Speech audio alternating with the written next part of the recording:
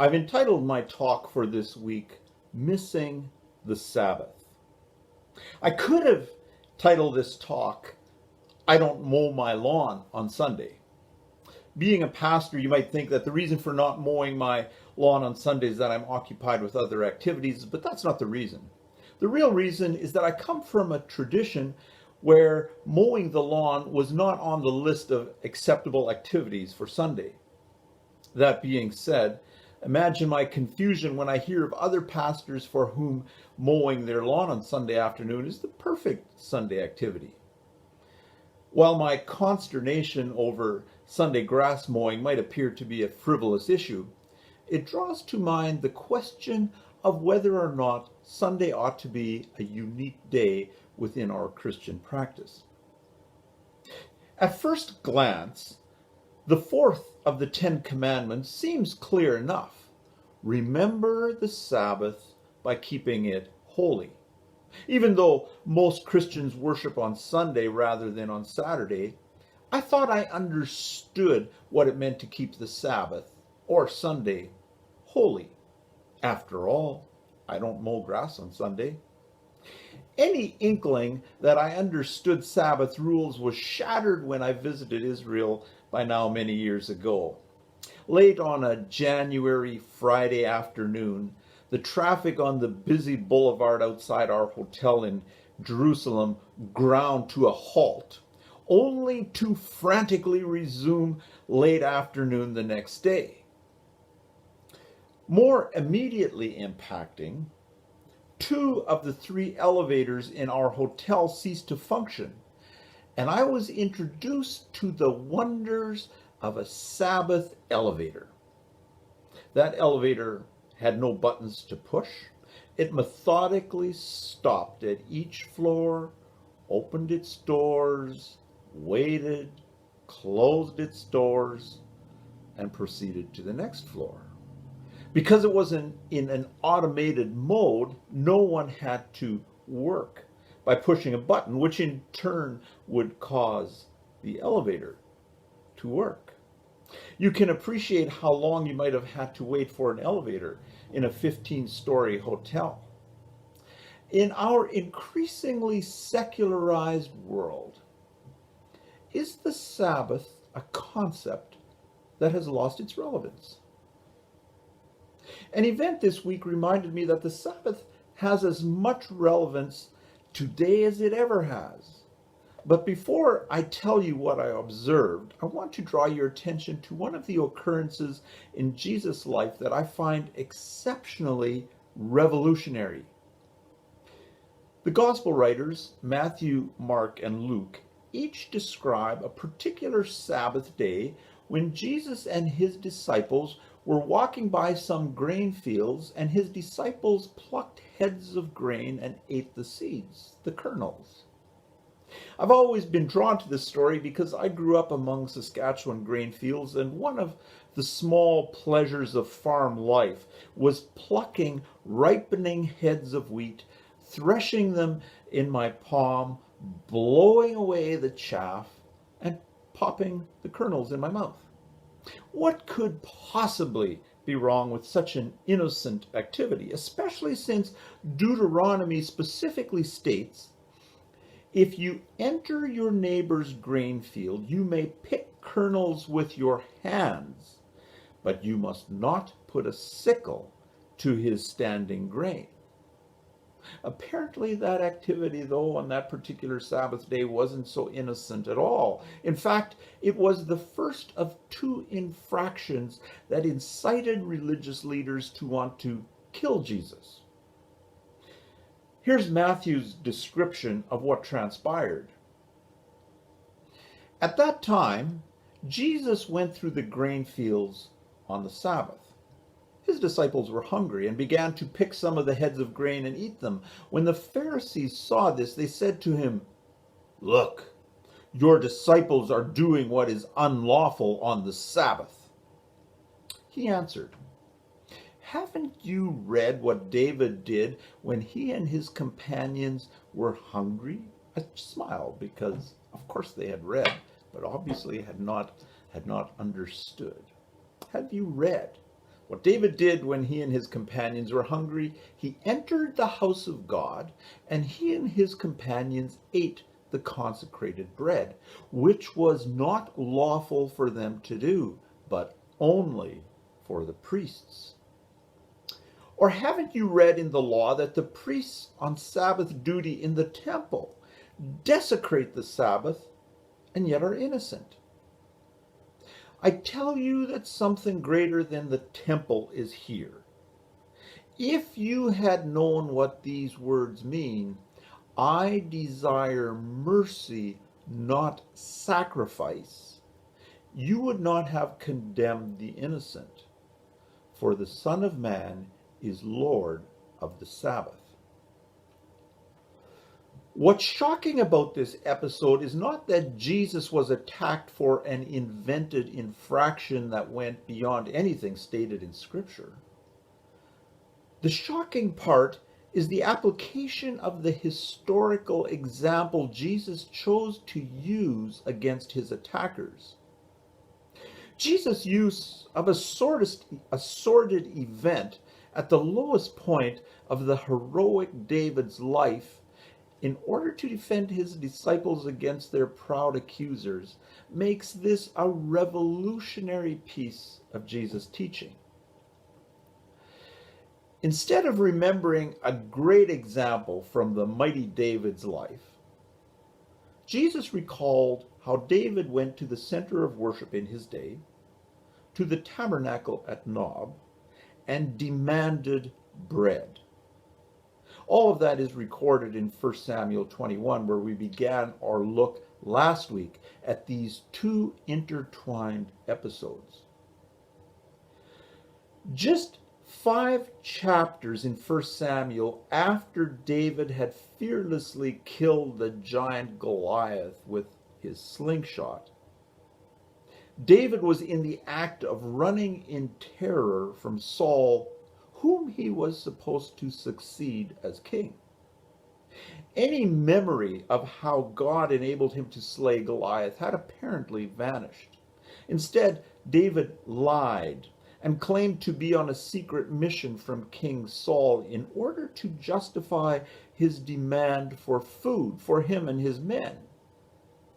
Ahimelec, the priest, was quite literally shaking in his boots as he confessed there was no ordinary food on hand, only the large loaves, as many as 12, of consecrated bread, which was put on the golden table of presence, the table of showbread or table of presence, each Sabbath, and which only priests could eat when they were replaced with fresh bread the following Sabbath. David proceeded to convince Ahimelec that he and his men were holy enough to eat the bread because they had had no opportunity for sexual activity. And so Ahimelec compromised the rules and gave David the leftover consecrated bread. David then lied a second time about being on an urgent mission for the king and asked for a weapon. Goliath's sword was there, probably because David, in a better time, had dedicated it to God. And then news of David's visit to the tabernacle got back to King Saul, resulting in the slaughter of 85 priests, including Ahimelec, during which time David had gone on and taken refuge in the region of Gath by faking insanity. Rules were bent and broken. Genuine faith appeared in short supply. But 1,000 years later, Jesus claimed that a good thing had happened, in essence saying that Ahimelec had lived out God's intent when he spoke through the prophet Hosea, saying, I desire mercy, not sacrifice.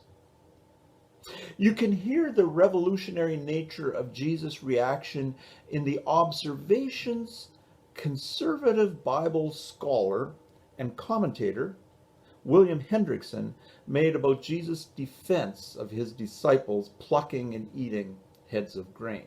These are his observations. out of what Jesus said.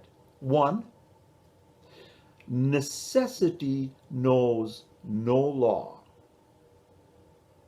Two, every rule has its exception.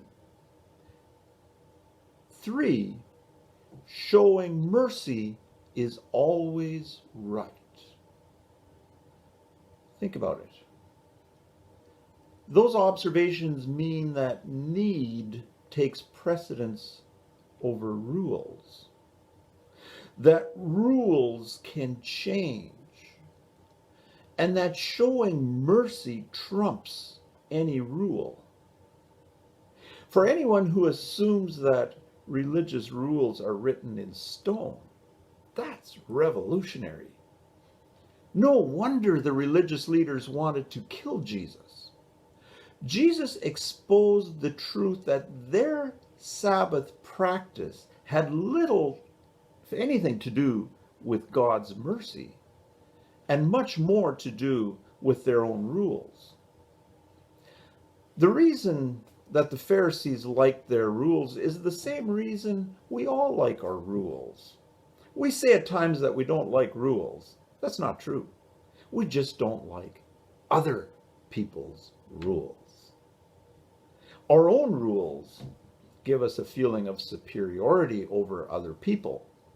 And by keeping their own rules, the Pharisees felt superior to Jesus, and they could falsely assume that they were keeping God's commandments. The gospel writer Mark's description of this encounter includes an additional critical saying of Jesus. The Sabbath was made for man, not man for the Sabbath.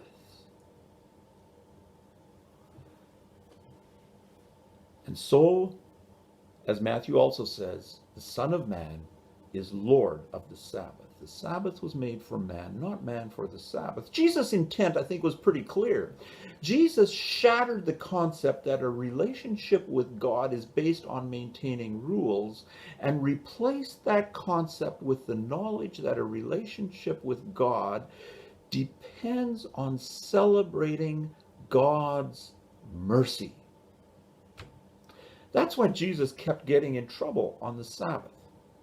Matthew followed up the episode of plucking heads of grain with Jesus healing a man's deformed hand on the Sabbath. If the Sabbath is a celebration of God's mercy, it makes perfect sense to heal on the Sabbath. The religious leaders, though, saw the healing as a violation of their rules and resolved to kill Jesus.